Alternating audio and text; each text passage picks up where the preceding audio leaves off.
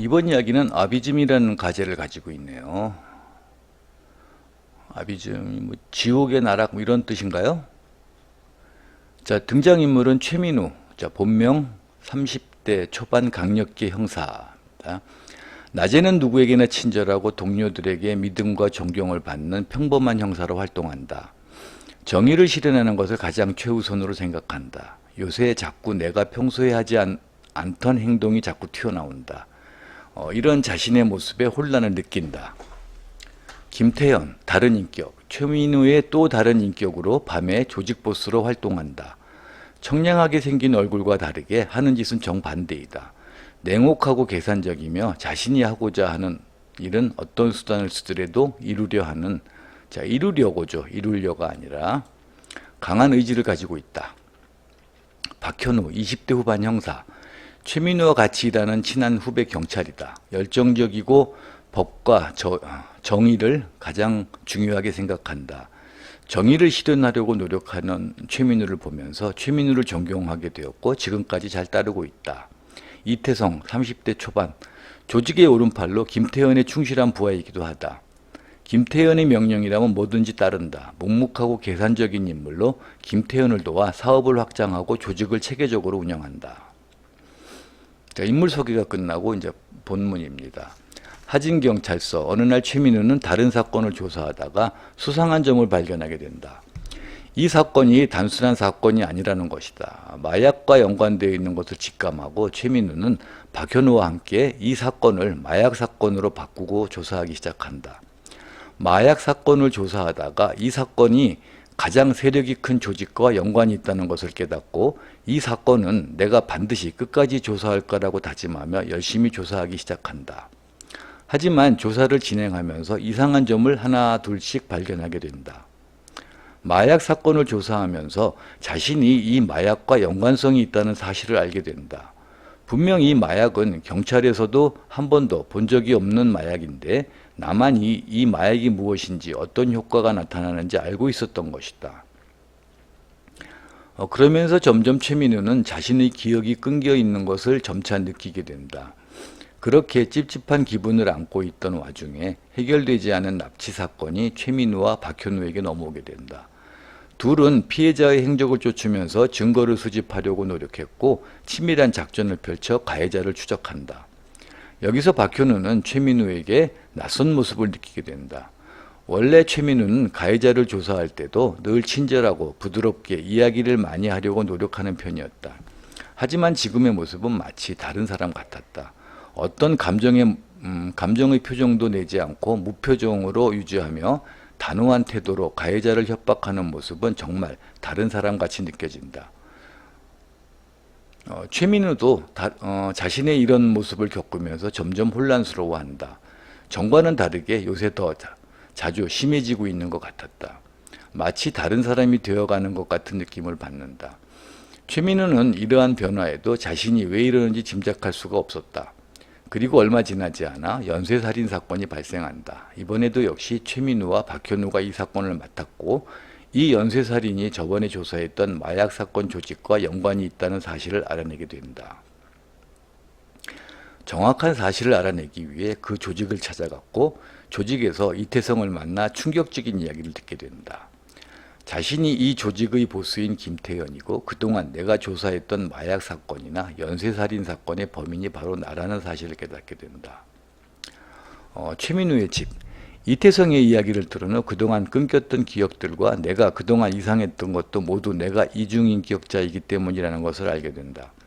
최민우는 자신이 이중인격자라는 것을 끝끝내 받아들이게 되지만 내가 형사의 신분으로서 죄 없는 사람을 죽였다는 것에 대해 엄청난 죄책감에 빠지게 되고 그 죄책감 속에서 헤어나지 못한다. 최민우는 전처럼 이중인격을 통제하기 어려워졌고 김태현으로 보내는 시간이 점점 길어지기 시작한다. 김태현이 자기가 모르는 새에 또 무슨 저지를지 두려워진 최민우는 스스로 선택을 내린다. 하진경찰서.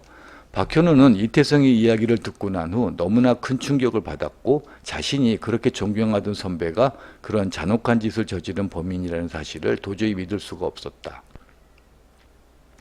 그날 이후 박현우는 최민우로부터 진실을 듣기 위해 최민우를 만나려고 노력했지만 만나지 못한다. 이대로 있을 수 없었던 박현우는 최민우를 위해서라도, 그렇게 억울한 피해자를 위해서라도 꼭 죄값을 받게 해야겠다고 생각한다. 최민우의 집.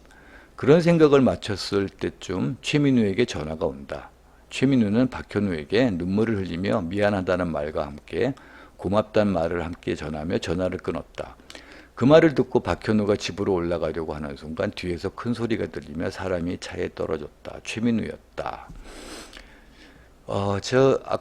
좀 전에 어떤 그 친구한테 얘기를 했었는데요. 이렇게 자살로 마감하는 게 참 너무 쉽고 무책임한 행동이죠. 주인공인데 이렇게 쉽게 해결해버리면은 안 되죠. 그러면은 만약에 이 이야기가 되려고 하면은 이 주인공이 왜 이중인격에 빠져들었는지가 나와야 되고요. 그 이중인격에서 빠져나오기 위해서 무지하게 노력을 해야 됩니다. 그래서 결국 빠져나와서 자기가 벌린 일을 자기가 해결하고 자기가 죗값을 받으러 경찰에 자수하는 게 차라리 옳은 이야기가 되겠죠. 지금 이런 식으로 이야기를 전개하면은 안 됩니다. 그래서 이 이야기, 아비즘이라는 이야기는 좀 더 많은 생각을 해보시기 바랍니다. 끌고 지금 이중인격인데 이 원인을 내가 만들어야 되고 그 이중인격을 극복하기 위해서 어떤 행동을 해야 되고 하는지에 대한 자신감이 없다 그러면은 아예 다른 이야기로 새롭게 만들어 보시는 게 좋은 방법인 것 같습니다. 자, 이번 이야기는 제목이 홍길동 현대에 가다입니다. 가제인데요. 자, 등장인물 홍길동 나오고 뭐 이렇게 성별하고 남녀 구분하고 나이는 좀 적어 주셔야 된다고 계속 제가 말씀드리고 있고요. 그리고 여기 견명체요. 견출명조인데 이거는 조금 이제 굵은 체죠. 얘는 보통 제목에 많이 씁니다. 그리고 본문에 쓰는 명조는 그냥 일반 명조죠. 그래서 이렇게 제목 글자체로 써놓으면 되게 보기가 힘듭니다. 그래서 이렇게 그냥 일반 명조체로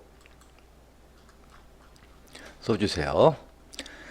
자, 등장인물부터 한번 살펴보도록 할게요. 자, 홍길동전입니다. 홍길동, 조선시대의 초능력자, 큰 괴력과 분실술. 분실술이 아니라 분신술이에요. 소환술, 환술 등 여러 수법을 쓰면서 자객들과 싸우고 때로는 사람들을 구해주는 조선시대의 영웅. 하지만 자객들과 싸우는 도중 현대 타임루프에 빠져 고난을 경험한다.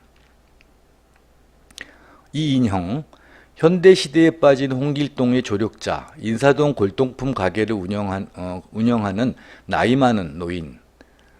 이거 이제 이런 거 하나 해주면 읽기가 편하죠. 가문 대대로 내려져 온 예언서에 따라 홍길동을 도와주게 된다. 특제, 조선시대의 자객, 홍길동을 타겟으로 죽이는 것을 목표로 돼 있죠. 지금 맞춤법이 많이 지금 안 맞아가지고 읽기가 좀 힘드네요. 목표를 삼고 있고, 특제와 전투 중에 홍길동이 사라졌고 홍길동을 찾고 있고 쫓아가려고 한다. 관상녀, 특제의 조력자 홍길동의 현재 위치를 주술로 알아내며 특제를 현대시대로 가는 것을 도와준다. 초란, 홍판서의 또 다른 첩, 특제의 고용인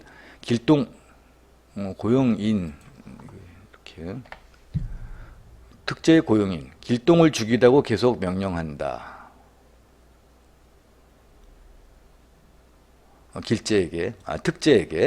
그리고 관상녀하고 관련이 많은 인물, 현대시민들, 사건이 발생한다. 홍인형, 홍길동의 배다른 형이지만 친동생처럼 애정이 깊다. 홍길동이 실종됐다는 소리를 듣고 좌절하고 만다. 홍판서, 홍길동의 아버지, 얼자이지만 애정은 깊은 편이다. 춘섬, 홍길동의 어머니로 홍판서의 노비이다. 하지만 홍길동이 사라졌을 때 의외로 담담한 모습을 보인다. 현대의 범죄자들, 길거리에 각종 흉악범죄를 저지르는 패거리들이 있고요. 현대 경찰, 홍길동이 사람을 구한 뒤 신원을 밝히라고 하나 못 믿는다. 밝혔으나겠죠. 밝혔으나 못 믿는다. 자, 이제 본문을 한번 읽어보도록 할게요. 조선 중기 나라가 임진왜란 병자호란으로 혼란스러웠던 시기 한양에서 홍길동은 쫓겨다니고 있었다. 바로 초란이 고용한 자객들한테. 하지만 홍길동이 자객들에게 위기가 닥치고 그죠? 위기가 닥치고 순간이동을 잘하는 홍길동으로서 이 장소를 벗어나야겠다는 생각으로 순간이동을 하려고 하는 순간 평소와는 다르게 빛이 나면서 순간이동을 하게 되는데 눈을 떠보니 2020년 한양, 지금의 서울이었다. 하지만 현대 서울도 무법천지였다. 여러 범죄들이 발생하고 있었다. 어느 흉악범이 흉기를 들고 난동을 부리는 것을 홍길동이 초능력으로 물리쳤으나 현대인 여기 이제 계속 이렇게 쓰는데 이거는 자 보시면은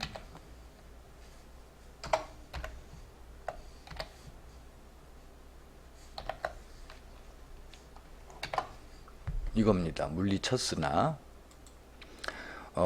현대인에게도 낯선 복장에 초능력까지 쓰니 오히려 시민들은 위협감이 생겼지만 인질극을 벌이고 있는 그 와중에도 사람을 구할 수 있었다.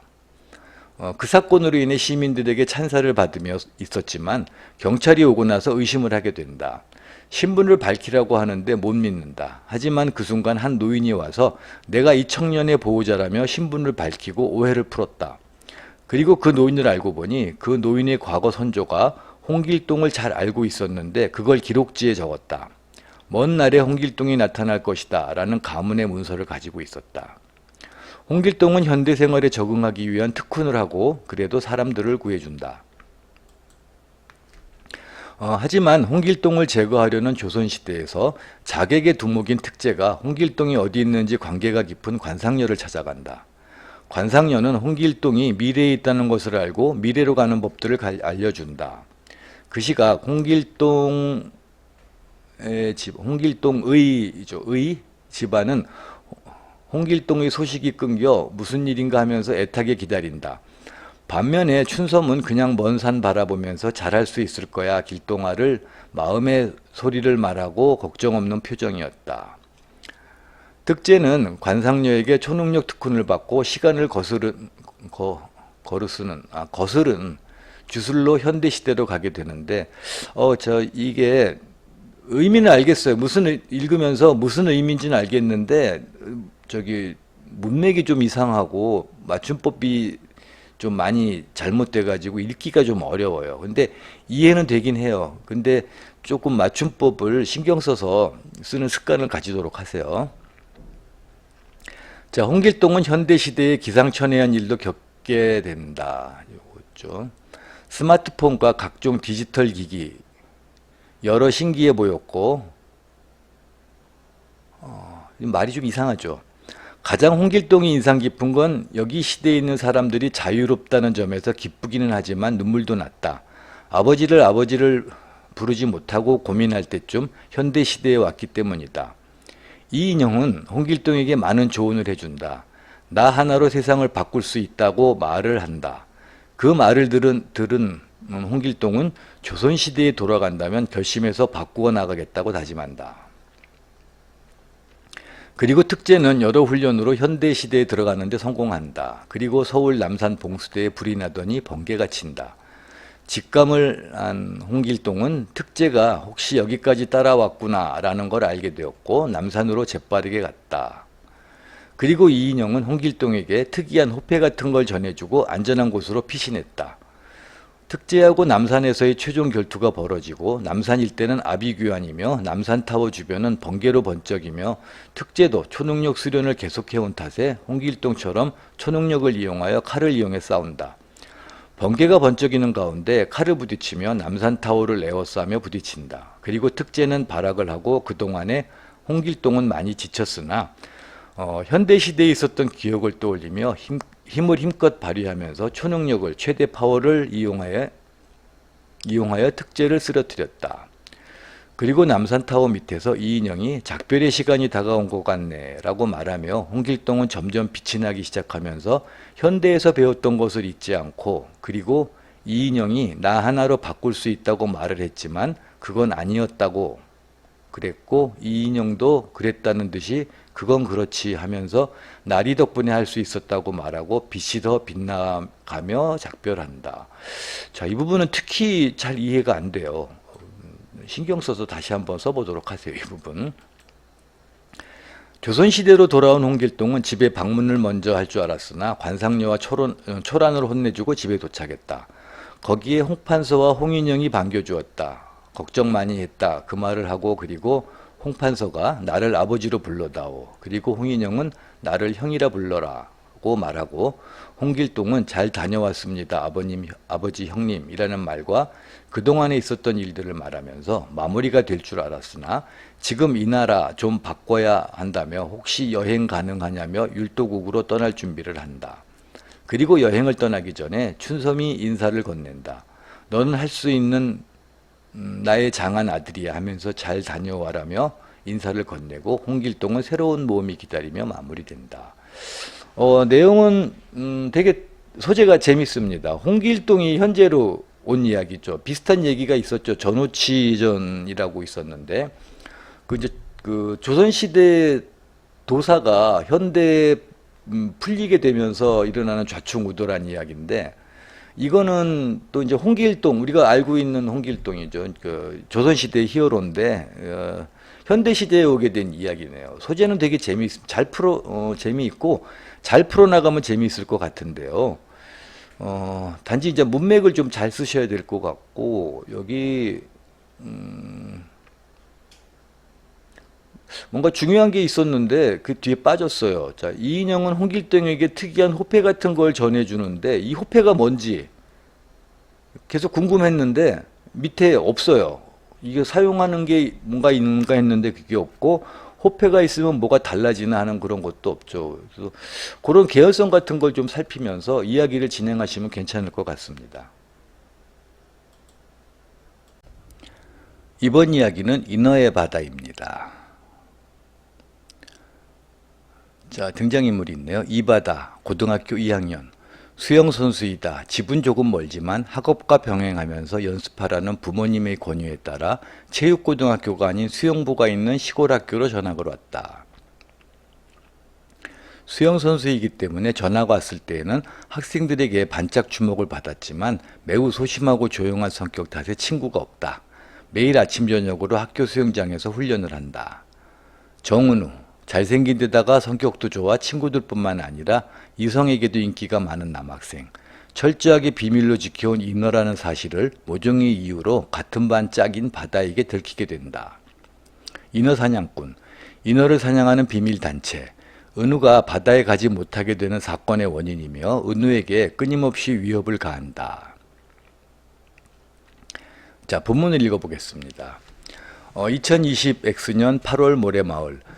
모래마을의 유일한 공공고등학교는 잔잔하고 아름다운 모래마을의 바다가 보이는 곳에 위치해 있다.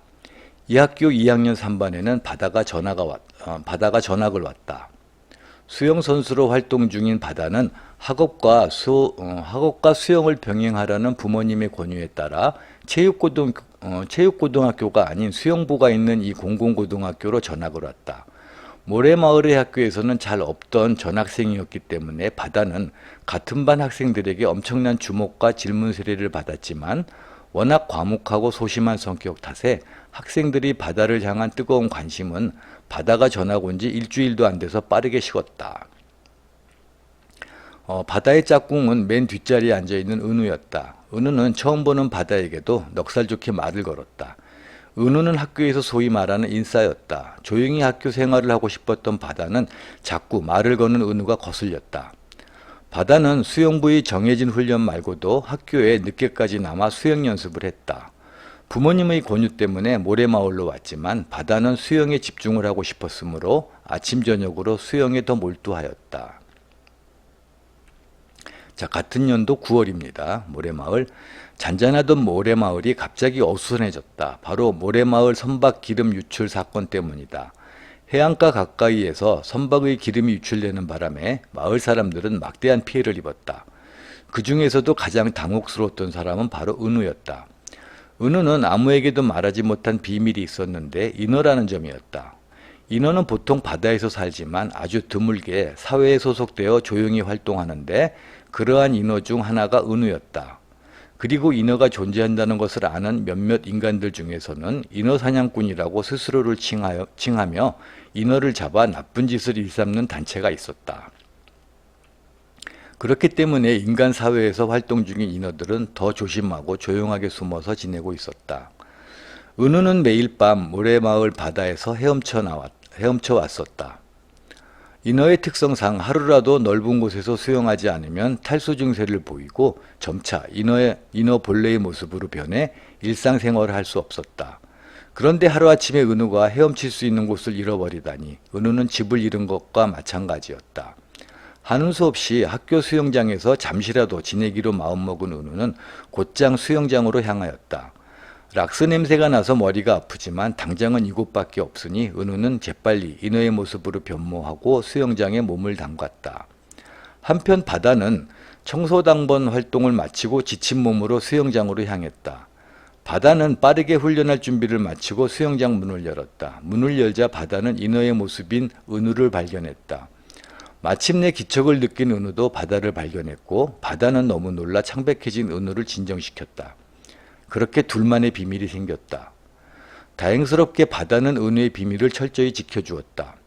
뉴스에는 인어를 사냥한다는 악질적인 소수단체 인어 사냥꾼에 대한 내용이 계속해서 나오고 있었다. 인어 사냥꾼은 거리를 좁혀 점점 은우에게로 다가왔다. 선박 기름 유출 사고뿐만 아니라 다양한 수법들로 은우를 압박했다. 그러다 결국 인어 사냥꾼은 공공고등학교 수영부 담당 교사로 취임까지 했다. 수영부였던 바다는 새로운 담당 교사가 인어에 대해 반감을 가지고 있다는 것을 알아챘고 바다는 은우를 지켜줘야겠다고 결심했다. 평소와 다름없이 일과를 마치고 은우와 바다는 학교 수영장에 도착하여 수영할 준비를 했다. 은우가 먼저 수영장에 들어가 자유롭게 수영을 하고 있을 때 은우의 꼬리 끝에서부터 무엇인가 감싸지는 듯한 느낌을 받았다. 그리고 그 순간 은우는 그물에 포위되었다. 바다는 그 상황을 보고 바로 은우의 이름을 부르며 소리쳤고 수영부 담당 교사를 비롯한 인어 사냥꾼 몇 명이 모습을 드러냈다. 은우는 발버둥 쳤다. 바다는 수영장에 뛰어들어 은우에게 엉킨 그물을 끊어내려고 하였다. 하지만 은우와 바다 모두 큰 그물을 벗어나기에는 역부족이었고 인어 사냥꾼은 그물에 쌓인 은우를 끌어올렸다. 그때 바다가 소리치는 것을 듣고 달려온 경비 아저씨가 경찰을 동반해 수영장에 등장했고 그것을 보고 당황한 인어 사냥꾼들은 은우를 바닥에 던지고 도망쳤다. 평소 수영부 담당 교사를 눈여겨보고 있던 바다가 경비 아저씨에게 미리 일러둔 것이었다. 사건이 마무리되고 이 사건이 뉴스에도 나오게 되면서 인어 사냥꾼들의 악질적인 활동은 확연하게 줄었다. 은우와 바다는 이 사건을 계기로 더욱 돈독해지고 소중한 우정을 간직한 채 안전하고 평화로운 학교 생활을 마치고 졸업하게 된다. 내용이 되게 잔잔하고 재미있네요. 그런데 둘 다 남학생인가요? 얘는 남학생이고 이 바다라는 학생이 남학생인지 여학생인지 모르겠어요. 뭐 남학생이라 그러면은 남자들의 우정이 될 거고 여학생이라 그러면은 사람 여자와 인어 남자의 우정이 되겠죠. 뭐 두 개 다 매력적인 관계가 될 것 같은데 내용은 되게 재밌습니다. 이렇게 사건이 지금 하나 있긴 한데 뭐 몸을 크게 쓰는 액션은 아니고 두 사람의 우정을 중점적으로 해서 그러니까 이게 이 사건이 중심이 아니라 우정을 다져나가는 한 계기가 되는 그런 이제 사건이 되는 거죠. 그런 식으로 이야기를 끌어나가면은 재미있을 것 같아요. 한번 진행을 해보시기 바랍니다. 자, 또 새로운 이야기를 보도록 할게요. 자, 이번 제목은 바둑이라는 가제를 가지고 있습니다. 자, 등장인물을 보면요. 문선우, 양반, 남. 자, 몇 살인지 좀 표현을 해주셨으면 좋으실 것 같아요. 자, 마을에서 가장 부유한 선비, 높은 신분과 돈으로 지루하기만 한 삶을 살아가는 도중 익살스럽고 악한 마음으로 그저 지루함을 해소하기 위해 노비를 사 자신들을 노비를 사 자신들을 신으로 여기게 하여 그들만의 울타리에 가두고 노비들의 삶을 조종한다. 박진석, 양반남. 이것도 역시 마찬가지. 나이대가 좀 있으면 좋겠어요. 높은 가문에서 태어나 선비의 신분에 있지만 가족에게 인정받지 못하고 항상 무시만 받아 신분에 대한 집착을 가지고 있는 선비. 문선우의 꼬드김에 넘어가 노비들의 신이 되고자 하여 노름에 참여한다. 황미경, 양반 여자. 인간의 심리에 많은 관심으로 연구를 하던 선비. 여자는 선비라고 표현 안 하죠. 태어날 때부터 잘못된 일을 저지르게 만드는 환경에서도 선천적으로 선한 마음을 가진 강구를 보고 연구하고자 문선우의 노름에 참여하게 된다. 연구를 위해 노비들의 희생이 필요하다고 생각한다. 강구 20대 중반 노비남. 태어날 때부터 선비들이 노름에 이용당해 선비들이 신으로 알고 살아가고 있다. 선천적으로 정의로운 성격에 점점 심해져가는 신들의 요구에 의구심을 품고 진실을 파헤쳐간다. 용식 20대 초반 노비남. 신들의 고된 놀이에 삶의 의욕을 잃어가고 세상의 진실에 대해 관심이 없어 강구의 이야기에 관심이 없다. 경숙 20대 초반 노비여. 태어날 때부터 신들의 노름에 의해 판단력을 잃어 잘못된 일에 죄책감을 느끼지 못하며 나아가 이에 흥미를 느끼는 노비. 정의로운 성격의 강구와 갈등을 자주 겪는다.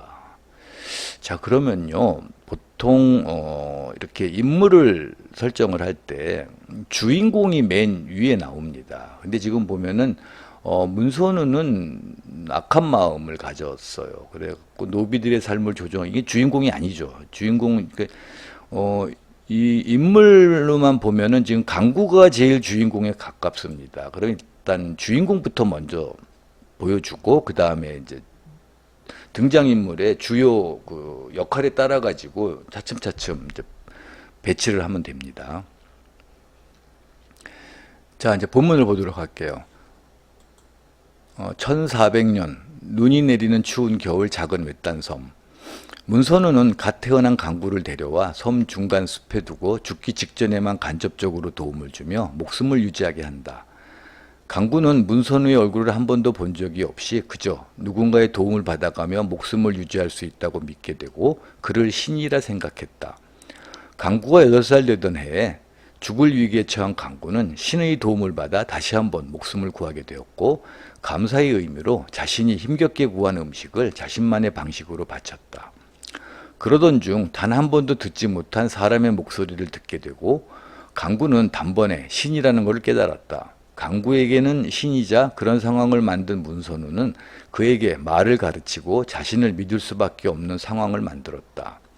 여러 해가 지난 후 문선우는 여러 명의 아이들을 더 데리고 와 섬에서 마을을 꾸리게 하였고 그들 또한 자신을 믿게 하였다. 이제 10년이 지났네요. 여기서 갓 태어났고 여기서 8년이 지났네요. 자, 1410년 봄 강구의 마을. 문선우는 자신의 말이라면 무조건적으로 따르는 노비들에게 흥미를 느꼈고 자신의 말을 어디까지 들을 것인지 궁금했다. 문선우의 지시는 간단한 제물에서 사륙, 날이 지날수록 비정상적인 방식으로 진행되었다. 문선우에 의해 만들어진 마을은 어느새 큰 규모로 이루어졌고 이에 지루함을 느낀 문선우는 다른 양반들을 꼬드겨 자신의 노름에 함께하게 하였다.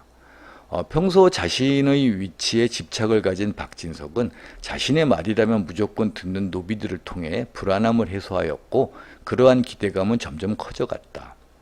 박진석의 지시를 특히나 잘 들었던 경숙은 신으로부터 살인을 명받았고 이를 완벽히 수행하였다. 그 모습을 뒤에서 몰래 지켜보던 강구는 그 누구보다 믿고 있던 신에게 의구심이 들기 시작했다. 그날 이후 신은 강구에게 살인을 요구했고 이에 의심을 하던 강구는 동물의 육체를 가져가 신을 속이고자 하는 식의 방식으로 지시를 완료하였고 살인은 단 한 번도 저지르지 않았다. 1420년 겨울 강구의 마을. 신에 대해 의심이 들기 시작했던 강구는 그들의 정체를 알기 위해 노력해보지만 태어날 때부터 입력되어 왔던 신이란 본능에 가까웠다. 신의 지시에 의구심을 가지면서도 반발하지 못하는 모습을 본 황미경은 인간 심리에 대해 연구하던 중 문선우의 노름에 참여하기로 결심한다. 황미경은 지속적으로 강구에게 악독한 지시를 내렸고 계속해서 의구심을 만들도록 유도했다. 이에 강구는 자신과 같이 악독한 지시를 받은 경숙과 용식에게 찾아가 이에 대해 이야기하였지만 그간의 혹독한 지시에 의해 삶의 의욕을 잃은 용식은 강구의 말에도 어떠한 반응을 하지 못했다. 반면 신을 누구보다 믿던 경숙은 신을 의심하는 강구에게 화를 내며 오로지 신을 위해 강구를 처단하려 한다. 이를 모두 보고 있던 신들은 마을 전체에게 모두를 죽이라는 지시를 내렸고 경숙은 마을에서 가장 많은 살인을 저질렀다. 마을의 인간들이 거의 죽고 경숙은 마침내 강구에게 찾아갔다. 신에 대한 의구심과 자신만의 정의감으로 단 한 번의 살인을 하지 않은 강구는 삶의 의욕을 잃어 신의 지시를 듣고도 살인을 하지 않는 용식을 만나 숨어 있었다. 자, 신의 지시를 듣지 않는 둘의 모습에 화가 난 경숙은 반발자가 뭔가요? 반발자라며 둘을 죽이려는 순간 신이 나타나 경숙을 막아섰다. 인간의 심리를 연구하는 신 황미경은 살인을 할 수밖에 없는 상황에서도 살인을 하지 않은 강구와 용식의 생각을 듣고자 한 것이다. 신의 지시를 거부한 강구와 용식이 신의 선택을 받았다고 생각한 경숙은 이에 혼란을 느끼며 자신도 신의 선택을 받고자 하였다. 황미경은 살인을 저지르지 않는 이유를 물었다. 그 둘의 대답은 황미경에게 큰 충격을 주었다. 열악한 환경에서도 자신의 정의감을 잃어버리지 않는 그의 신념을 시험해보고자 수많은 인간의 목숨을 희생시킨 자신의 행동을 깨달은 황미경은 두 노비를 돌려보내고 죄책감을 느껴 어떠한 상황에서도 이겨낼 수 있는 것이 인간의 마음이라는 것을 기록한 후 스스로 목숨을 끊는다. 한편 신을 거부해야 신의 선택을 받을 수 있다 생각한 경숙은 신에게 반발하기 위해 신을 죽이고자 선택하였다. 자, 수많은 경험의 살인으로 경숙은 박진석을 너무나 손쉽게 살인하였고 이를 보고 놀란 문선우는 급히 경숙의 등을 찔러 죽인 후 노비에게 찔려 자신의 노림이 끝날 뻔한 일을 놀라며 혼잣말을 했다. 황미경으로부터 돌아온 후 아무 생각 없이 걷던 용식은 문선우의 혼잣말을 듣게 되고 자신이 양반의 노름에 의해 조종당한 노비였고 신이란 존재하지 않았다는 사실을 깨달았다. 이에 대해 그동안의 잔혹하고 끔찍한 지시에 의욕을 잃은 용식은 분노에 차 문선우를 죽이고 그 또한 스스로 목숨을 끊는다. 자, 1420년 겨울 선박. 결국 신이라 여겼던 문선우, 박진석, 황미경과 마을 인간들이 모두 죽고 혼자 남게 된 강구는 그 누구도 생각조차 해보지 못한 섬 밖으로의 탈출을 시도했다. 섬 밖을 나온 후 자신들의 세상이었던 그곳은 그저 작은 섬이었을 뿐이며 자신은 양반들의 장난감에 불과하다는 것을 깨달은 강구는 이를 기록하였고 이 끔찍한 일을 잊지 않기 위해 놀이를 만들어 모두의 머릿속에 남게 하였다. 훗날 이 놀이를 바둑이라 부르게 되었다. 네. 자, 많은 사람들이 스스로 목숨을 끊네요. 자, 이거 되게 무책임한 진행 방법입니다. 되게 편한 방법이죠. 악당이 라든가 어떤 사람이 자신의 잘못을 뉘우치고 자살을 해버리면은 너무 쉽게 일이 끝나잖아요. 이야기가 진행이 안 돼요. 그리고 자, 이거는 지금 이게 바둑하고 어떤 연관이 있는지를 잘 모르겠어요. 바둑은 영토를 넓혀가는 게임이죠. 근데 이건 지금 섬에서 뭐 이렇게 노비들을 모아놓고 자신을 신처럼 만들어 놓고 서로 죽이라고 명령하고 했는데 이게 바둑하고 어떤 연관이 있는지 잘 모르겠어요. 그리고 제 개인적인 생각이지만 이 이야기는 다른 이야기를 좀 바꿔보는 게 좋을 것 같습니다. 이야기 진행이 지금 너무 개연성이 없고 내용 또한 이렇게 뭐 재미라든가 어떤 감동을 주거나 아니면 어떤 긴장감을 주거나 하는 것들이 없거든요. 그래서 웬만하면은 좀 다른 이야기를 다시 한번 만들어 보시기 바랍니다.